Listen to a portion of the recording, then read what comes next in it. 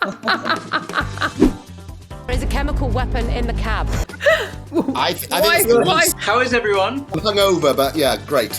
Good to see you. Lucky you. Thank you, I will mate. take this off, Yvonne, for the proper, Okay, for the serious bit. It's great that you can. We're appreciating you right now, though. He didn't really care about any of the people. I think that's more a reflection on you. I was quite pleased when it ended. Wow. Welcome to the Viewer Reviewers. I'm Yvonne Alexander. I am your host. And tonight on the panel we have Andy. Pushaun, Squares. Hello. Raquel. And Sarah. Sorry, I missed you, Sarah. And Ferg. Okay, great. Our first programme is Great British Train Journeys from Above. Okay, so Great British Train Journeys from Above, Episode 2, Ffestiniog. All aboard in celebration of 200 years of train travel. HUGH BONNEVILLE narrates as cutting-edge drones showcase the most iconic steam rail journeys in Britain, and this is streaming on Channel 4. We'll showcase these machines in all their glory, travelling through the most breathtaking landscape the country has to offer.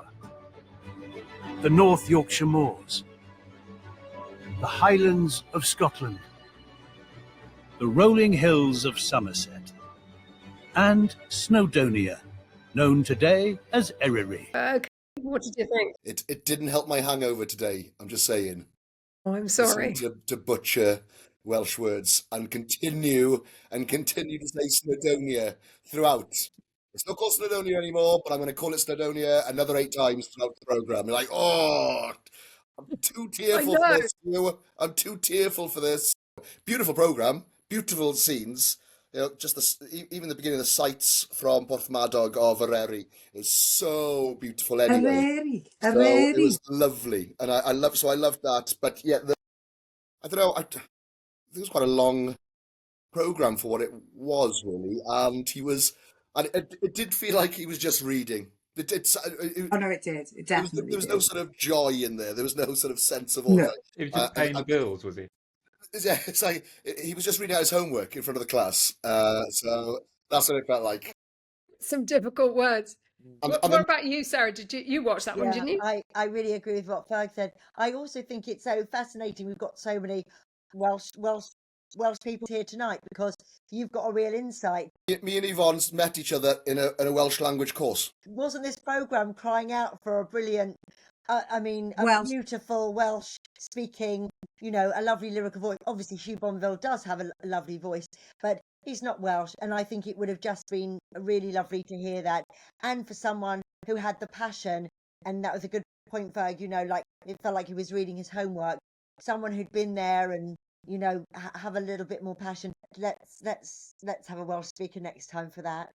Let's have Bryn from Gavin and Stacey. I don't know who's narrating it, but there's something to be said for someone from that area maybe to do it. But it was lovely, the scenery, the photography, and I learned a lot about that part of Wales. Yeah, to be fair though, on that, as devil's advocate with my TV producer head on, they've got one in Scotland. Must be the viaduct, the Harry Potter one, and then one in Somerset and one in. So you'd have to have your regional voices in a different narrator for every single program, wouldn't you? You don't think that Why would not? work? Yeah, maybe it would have been a better idea than HUGH, as you say, reading out. I mean, it's a good day's work for HUGH. Probably knocked that off in an hour. Yeah. Well, no, it should be 20 minutes, but he made it an hour by doing long pauses. He sounded like a young Tony Blair when he was putting those pauses in. No, but the pauses were for a bit of music to soar.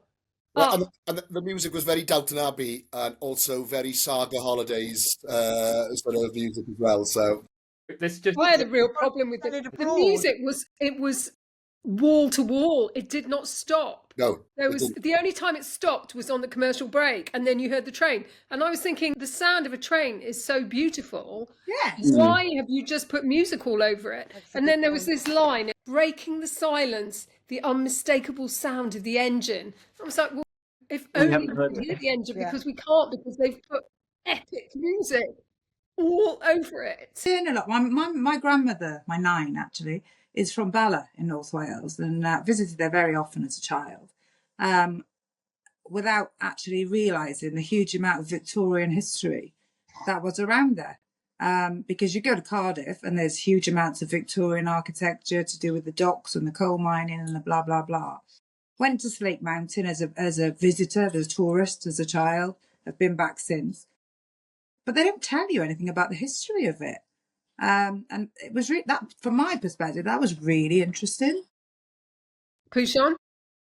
Well, I really didn't like this. I thought it was badly. Speechless. I mean, I You've love lost the him. idea of it. I think it could have been done in a 5-minute show that they show late at night when nothing else is happening. Because Harsh. I love the shots, but after I've seen one aerial shot, I wasn't even sure if they were showing me the same footage anymore. I saw this puff of steam going over an aqueduct or between trees, and I just lost track. It reminded me of one of those YouTube videos that send you to sleep, or for meditation, or for insomniacs, or one of those things, because it just went, oh. And every time it said coming up, there was another segment coming. So, oh God, there's more. And I kept looking down there to how much I'd gone through so far, and I'd never gone through as much as I thought I'd gone through. And I love Lord Grantham, but I mean, and also his voice was so irritating. They have this thing where the American way of saying I want to do this and I want to do that is called vocal fry. I don't know what the equivalent is, but he was doing this thing that Indian orators do a lot, and it's kind of, and it was really aggravating me, and he made everything so grandiose and ridiculously so, and it was so over the top. It felt to me like it was a Hugh Bonneville sort of sounder-likey, until I realised it was actually him. And I remember hearing a story about Dolly Parton, who, when she was in Las Vegas, she entered a Dolly Parton lookalike competition because it was just down the road, and she didn't get past round 1. And I thought, this is Hugh. I mean, it's like the opposite of that. Hugh Bonneville. It actually was him, and he was more Hugh Bonneville than Hugh Bonneville. And I was thinking, A, how much was he getting paid, which is not something I generally think about when I'm watching a TV show. And B, does he know it's being aired in this country where he has a reputation? And I did come up with a list of Welsh people they could have had, by the way. It's worth mentioning at this point that Pushaun did grow up in Cardiff. Everyone from Charlotte Church, we've mentioned a few times, Catherine Zeta-Jones, Cerys Matthews, Tom Jones, Colin Jackson, Gethin Jones, Alex Jones, Sian Lloyd, Steve Jones, Anna Jones, Justine Jones, Ria Chesterjee from ITV News. These are all Welsh people who are on television today who would have done an amazing job because they could pronounce everything correctly and not offend people. Oh my God. He will have said... Penrhyn Deidraeth. That was the one that got me. Penrhyn Deidraeth is it's one of my favourite place names. Penrhyn Deidraeth. It's a hard one, that though. It is. I felt sorry for him then, but when he said it wrong the 4th time, I was like, no. And then some of the lines were just surreal. It was when he was mentioning this, again, in his vibratoed voice, he was telling us how this slag heap, effectively, in Wales, is a national monument or is a World Heritage Site. And is going to be preserved forever. This man-made slag heap, or whatever, along with the pyramids and Machu Picchu. And I'm thinking, I liked that, though. I mean, at one level, you think, well, Wales is so great that even our rubbish tips are monumental. But I mean, I was thinking, really, you're telling us the rubbish is rubbish is going to be preserved forever? Thanks a lot. And you're comparing this. I mean, we didn't do this on purpose. This is a rubbish tip. I disagree with you there, though, Pushaun, because I thought it was great that we were there with the pyramids and Machu Picchu. But there are other things that are great. I mean, not the slag heap. And that half of the New York skyscrapers are made were roofed with Welsh slate. There's one line he says, as the Industrial Revolution took hold, the transport of Welsh slate was still back in the Dark Ages. At that point, the shot was 2 sheep on a cliff on a country road. I mean, they weren't taking them by sheep, were they? I mean, when it was... Oh, I love the push me pull you trains, by the way. But I did keep thinking, I thought the script was great as a comedy. I kept wanting the narration of Little Britain to come in. And when he was talking about the new name for Snowdonia, I kept wanting him to say Llandewi Brefi. Because it would work so well. And Dafydd, and this used to be called Snowdonia. Oh, this used to be called Snowdonia. And now it's called Llandewi Brefi, where homosexualist Dafydd lives. I mean, Weird. Jewel in the Crown as the Weird. late Corys. Again, it just felt really disrespectful The to all the scenery people was, who it was lovely. I mean, that's in one of the- my favourite parts of the world, and it did look beautiful. I mean, it looked beautiful, didn't it? Yeah, Just I all like the- the scene. and it was interesting historically. And then he talks about some ruins, some architectural ruins, being these crumbling remains are a living legacy of the connection between. I was thinking, hang on, they're ruins and they're inanimate buildings. How are you getting them to be living legacies? They're not living in any way. They're ruins and they're buildings. So we're not talking about people, animals, vegetation.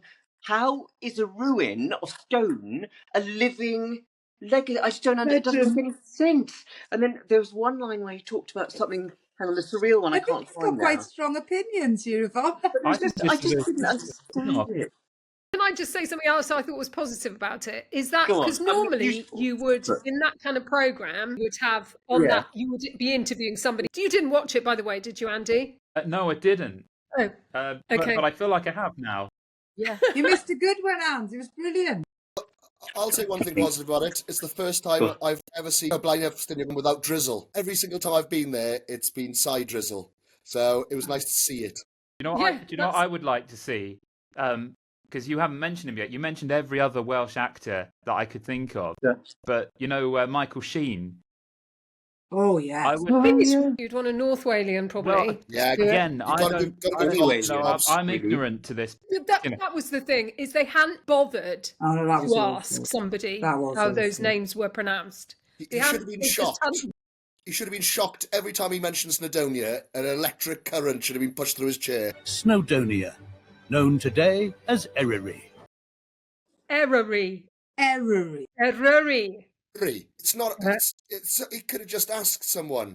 Yeah, that's what. He could have just said Snowdonia. It's no, Raquel. It's no longer called that. Okay, well, should we mark this out of 5? Oh, right, okay. Who's first? Pushaun, I think. Can we go negative? 5.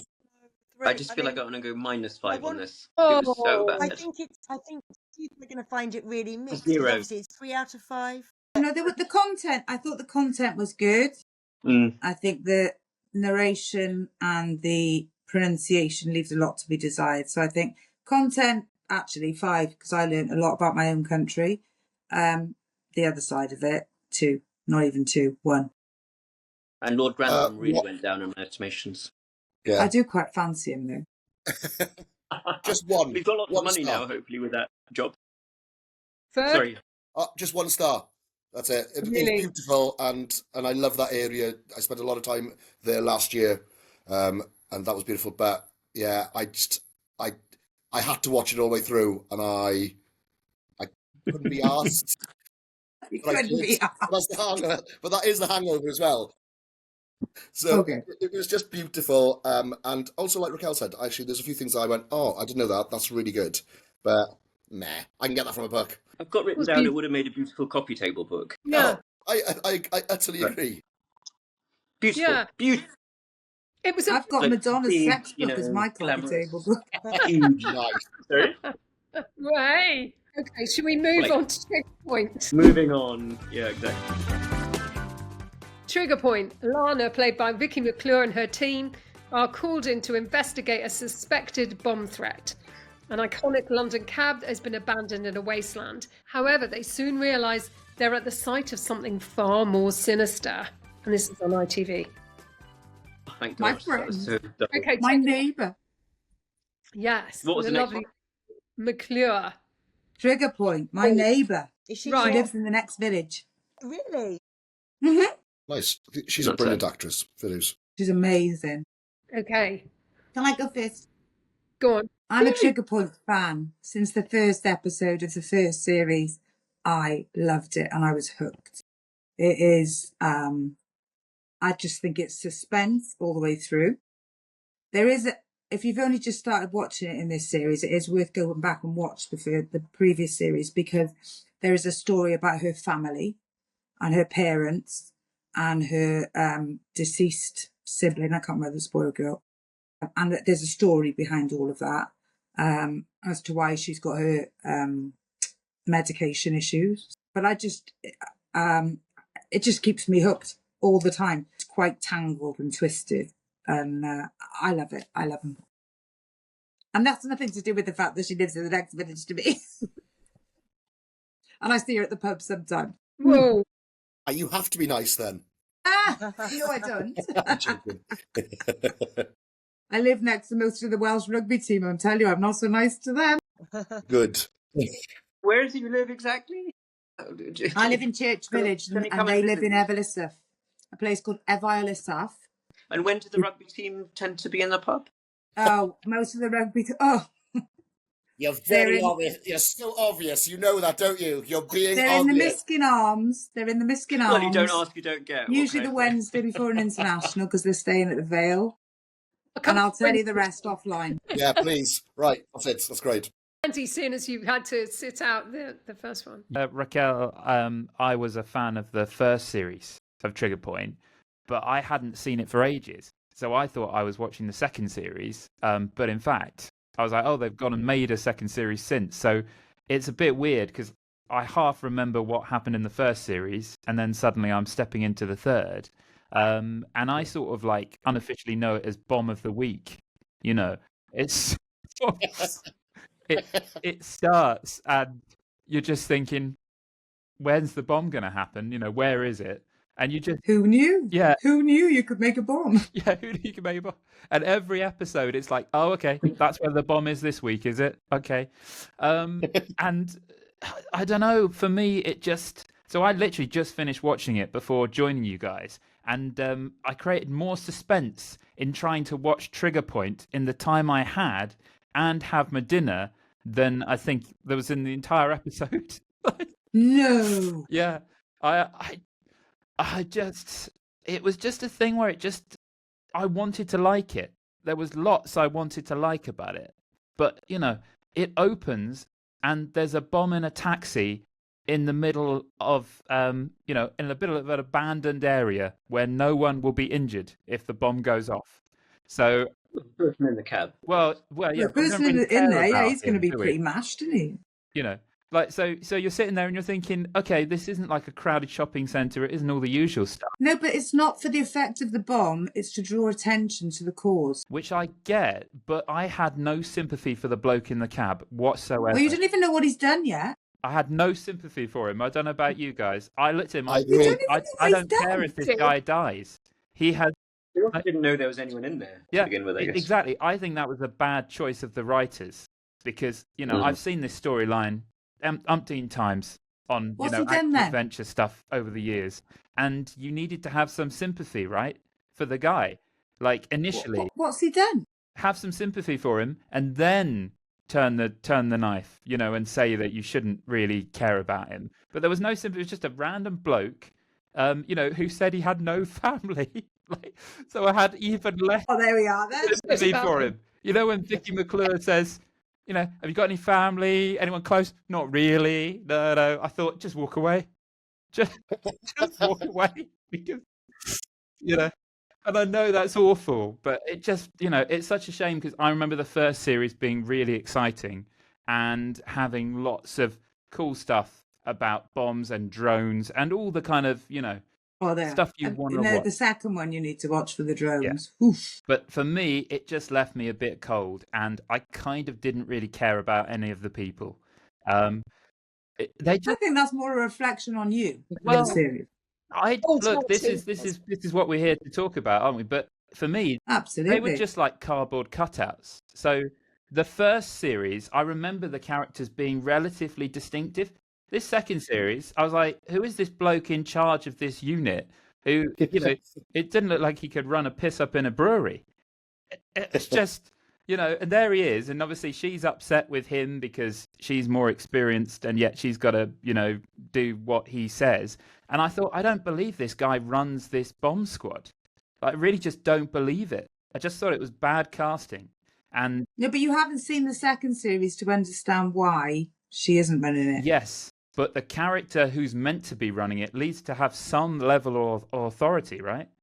Like, I thought he wasn't running the bomb squad because there was that, No, there's the friction between oh, the is bomb that okay? squad and the police. and the police. Yep. What I thought was coming out of See, that. obviously, I don't know because Absolutely. I've missed an entire series, but I haven't seen any of it. It's the first time I've ever it seen just it. for me. And then obviously, like just before I came on, it got to the whole, person trapped in the grate and the water, and I didn't care about her either. And I just thought you really failed here to make me care. This woman had so many chances to say, like, I've got, I'm never going to see my nephew again. Like, oh, my husband will be worried. But she's such a cardboard cutout that there is absolutely nothing. And do you know what upsets me is I love this type of telly, but I am starting, I had to look at it and I realized that she just didn't say anything, that made me want her to live. I don't know whether you guys disagree with me or not, but I just watched it and I thought, who are these people? They're just not very good. And it was just a shame. I do have to agree with you in the sense I came to it as a complete virgin. I'd not seen first series or even the second, and I love Vicky McClure, so I had high hopes, and Yeah, I me just too. found it really hackneyed. I thought coming to it fresh, and I know there's probably a great backstory, and it would, I could go back and watch it, but part of me thinks, do I want to? Already I could see this new boss and her. It just seemed cliche. Vicky McClure seems to be the outsider, the plucky outsider, who she knows is. more than anyone She is. else. She's like the rookie cop. She's got a backstory. And I just thought, oh dear. And I know we shouldn't compare to one of the greatest series, ever made. But obviously, some of the things she's been in, naming no names on other channels, was so incredible and so unhackneyed. It's really surprising to see her in something where I thought, I could probably write this. Yeah, And so that really disappointed me. So I'd love to, I loved hearing what Raquel said because it made me feel maybe energized to go back. Because obviously, Andy, you'd enjoyed the first series, and I don't know if Pushaun and Ferg have also seen the other two. But I probably do need to do the backstory. But coming in new, I can't say it's inspired me. I was quite pleased when it ended. Wow. I just wanted Your to brother go was watch an kept. episode of Line of Duty just to sort of block it out. it wasn't believable. Can you really be that calm? She was sort of chatting to the man in a sort of, like she'd just met him. I mean, That's their job, isn't it? Yeah, you would need to be calm. That's your job. I suppose so. And I presume that they worked very closely with a real bomb squad when they made this. Yeah. No, you are trained Yes. to do that. And But in I a way, remember the it made first me want series. to go and watch a programme about the real bomb squad because I think that would be fascinating. Did you enjoy it then? Did you watch it, Pushaun? Oh, Confess hello. or die. Oh, sorry, I cut out. Well, you're glad You to know watch I've it, got he's that. in it. He's literally in the Well- programme. Look. Well, I also hadn't watched anything else. It's the first one, but I sort of disagree. Maybe I just haven't seen enough things to have a discerning palette for this kind of drama. But I just found it really riveting and really edge of my seat stuff. And anything that involves the scenario that I can imagine myself in. I mean, being in a black cab is something that all of us can imagine quite easily. Somehow I relate to it a bit more, and I think in the same way that. If they have a bomb on a private jet, I don't really relate to it. But a bomb in a taxi, I can kind of understand that. And I think it's that whole syndrome of after sort of after 9/11 or after the bombs on tubes, anything that makes you think that you or somebody you know could be in that situation makes you relate to it a bit more and maybe overlook some of these smaller discrepancies in plot or script or whatever. But I thought the thing that that was most confusing for me was, they say when Boy George first went on Top of the Pops, hang with me on this one, all these schoolboys were watching him, fancying him, not realising he was a boy. And then next day when they said he's Boy George, it includes in the name, and they're all getting really confused because they all fancied him and didn't. I felt a bit like that towards the main character. I thought she was really hot, and I think, well, she's a woman. What the hell? She's really, yeah. But Yeah. I was thinking, do straight men find her attractive? I'm guessing they must do because she's a woman. But I just thought she was really. I mean, when I think look at she's this woman, I gorgeous. think that's a beautiful woman. But I was thinking she's really hot, and that's a really weird feeling for me, age 53, and a sort of a confirmed gay man in his middle She's age, strong. late middle age. It's just so visually appealing. Yeah. The kind of killer gas. It's like, Yeah. I just found sort of, maybe it's a bit of a sort of Doctor Who effect, but I loved it. It just really did it for me. I think I'm just quite juvenile. I really enjoyed it. I thought it was excellent, actually. And I Explosion. haven't watched it before. But the reason I haven't watched it is because I read a bad review of the first series. So I thought, I'm not going to bother watching this. And then I Right. really enjoyed it. But there are a few things that amused me. One is when she was looking to see if there was an explosive in the boiler. And I thought, is she like, as a bomb disposal expert, does she suspect everything around the house has an explosive in it? So she's going to look in the washing machine and she thinks there's an explosive in it. Or the cat food, everything is going to explode. But I like Jason Fleming as well. I know, because obviously I carried on watching. Who is it? Which is he? He's the perpetrator. Can I just throw something out there? I think it was inspired by the post office scandal. No, because it was Really? started way before the post office scandal. This storyline. I don't know. Storyline, because it's corporate negligence, isn't it? Going back to the scene at the end of the first episode, I couldn't believe there's a whole team. None of them go back into the building with her. She just decides to run into the building. Even though No, she is a maverick. She is a maverick. But also, Andy, they also went everywhere with 2 armed people, but he didn't. And then I don't understand why he wasn't assigned. I know it's picky, but you might be able to tell me. But they both went. 3 of them went different ways. 2 riflemen attached to the first 2. Him, nobody, and no one with him. And then he goes underground and goes out of signal. Is he sorry, you're talking about when he goes down to Down the to woman who gets drowned? Yeah, ex-armies here. That's me thinking. Maverick. It's a I maverick. think that's just the story and the writing, isn't it? It's like, how do we get him alone? Oh, we'll just won't give him anyone. Because I was like, they're on the walkie-talkies and saying, I'm going into this building, I'm going into this room, I'm going to this room. So when she's running looking for him, she should know exactly where he is. Yeah. But also there must be something put into place where when you go off radio silence, you go into radio silence, that you'd have to regroup, or you'd have to find the other person. Otherwise, I think you're being a bit picky here. I liked it. His army experience is coming in here. Yeah, There we go. It's entertainment. Usually, I would agree with you, but it is just simply that it didn't suspend my belief enough for me to think it's just entertainment. That's fun. I was picking holes in it because of the bits that it was lacking. I think you need a few glasses of this. No much. God, I can't anymore. Just please, for the love of God, no more. Where is Pushaun? We've lost Pushaun. Oh, we have. No. Yeah. He's got disgusted with Hugh. He's gone to write a letter about Hugh Bonneville. We have a marked sugar point. Sorry. Oh, 5. Marks out of 5. I love her because I know her. 2. Whoa. Is that on the guest scale though? That's on my scale. Yeah, it is. Whatever I'm doing is scores for are the ones that I gave out in the first and the second one. So Have a paracetamol, babe. I'm 2 as well. About 2 for me. I've had more cocodamol than Vicky McClure in Trigger Point today. So, But I would give it. I think begrudgingly, I'd give it a 3. And usually I love this sort of thing, but I don't know. It left me a bit cold, and I just think must try harder. So would a bomb, Andy. So would a bomb.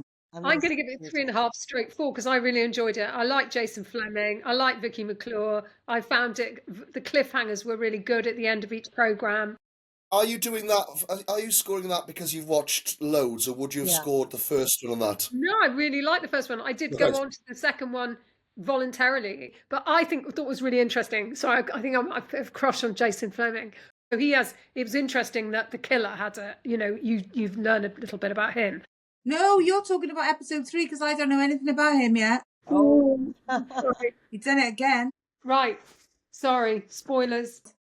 But she should They're a be bit- running the police. I mean, Well, the other thing, she doesn't just do her job, she does everybody else's job as well. Well, lots of them do that. They don't. They look at Silent Witness. Well, she's so good that she's made Pushaun doubt his sexuality, so I think that's pretty hardcore. So, yeah. I hope we keep on about that now. No more Charlotte Church for me, thanks, guys. That's all for this time. Please like and subscribe.